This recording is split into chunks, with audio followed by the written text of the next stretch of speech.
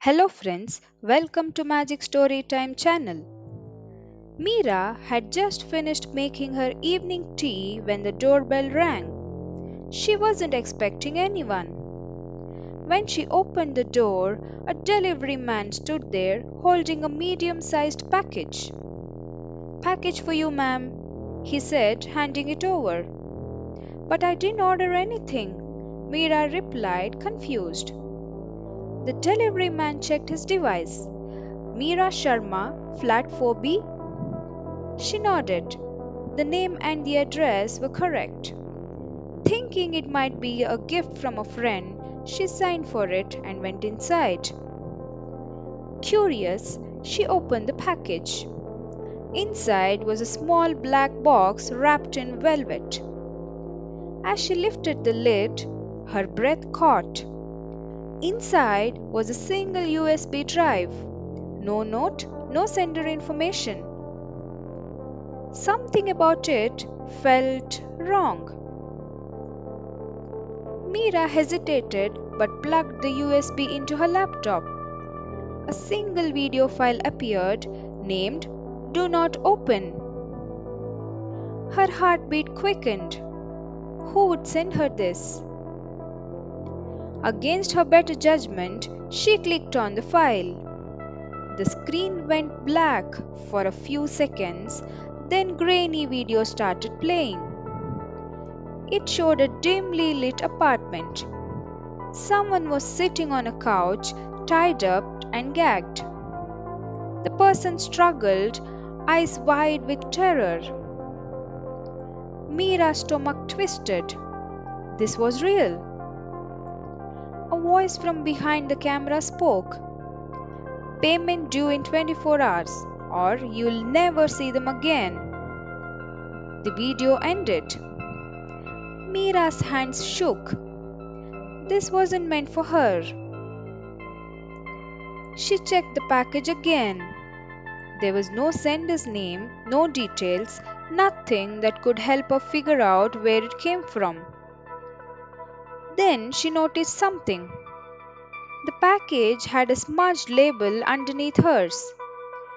Peeling it back, she read another name, Anand Verma, flat 5A, her upstairs neighbor. Mira barely knew him, but she had seen him a few times in the elevator. Could he be involved in something dangerous? She had two choices: ignore this and pretend she never saw it, or do something before it was too late. Summoning her courage, she took the USB and went upstairs. Her hands trembled as she knocked on Anand's door. After a long pause, the door creaked open. Anand stood there, his face pale. When he saw the USB drive in her hand, his expression changed to panic. Where did you get that? He whispered. Mira swallowed hard. It was delivered to me by mistake. Who are these people? Anand grabbed her arm and pulled her inside, shutting the door behind them. You shouldn't have watched it, he muttered, running a hand through his hair. Now they know. Who? Mira asked, her voice barely above a whisper. Before he could answer, Anand's phone buzzed. He looked at the screen and turned even paler. Without a word, he showed her the message. She knows. Bring her too. A chill ran down Mira's spine. Someone was watching them. Anand quickly locked the door and turned to her. Listen, I was supposed to make a delivery for someone, something illegal, but I refused. This is their warning. Mira's heart pounded. We need to go to the police. They have my brother, Anand said, his voice cracking. If we don't do what they say, he's dead. Mira's mind raced. If they went to the police, it might be too late. If they followed the kidnapper's instructions, they might walk into a trap. She took a deep breath and made a decision. We are not going to do this alone, she said firmly. We'll make them think we are following their plan, but we'll have backup. Anand's eyes widened. What do you mean? He asked. Mira picked up her phone. I know someone who can help, a friend in cybercrime. If we play this smart, we can track them before they realize we have turned the tables. Anand hesitated first, then nodded okay. Within minutes, Mira's contact, Rohan, an officer in the cybercrime division, was on the line. Stay put. I'll track the sender. Whatever you do, don't respond to them, Rohan instructed. Anand exhaled shakily. They'll expect an answer. Tell them you're coming, Rohan said. We'll be there first. Anand texted, on my way. Mira packed the USB back in its velvet box, disguising it like before. Let's go, she said, steeling herself for what lay ahead. The warehouse was dark and empty except for a single flickering bulb. Mira and Anand stepped inside cautiously. Shadows stretched along the walls. The air was thick with the scent of oil and rust. Then they saw him, a man bound to a chair, his face covered with bruises, Anand's younger brother, Rishi. From the shadows, three figures emerged.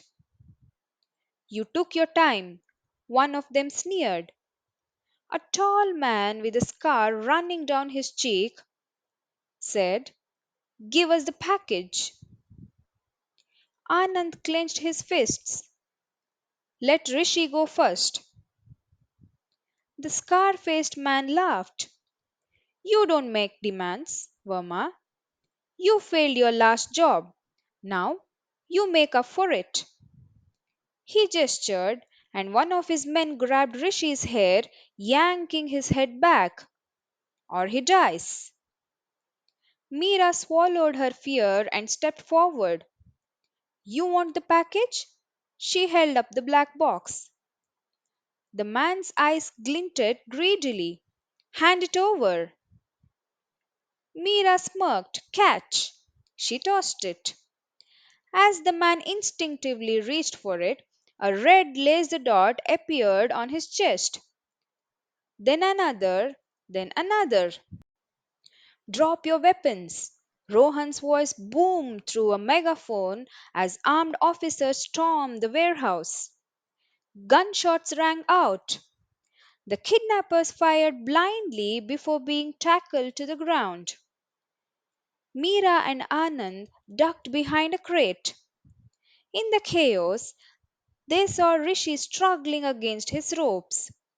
Mira rushed over, using a broken glass shard to cut him free. Are you okay? She asked breathlessly. Rishi nodded weakly. You saved me.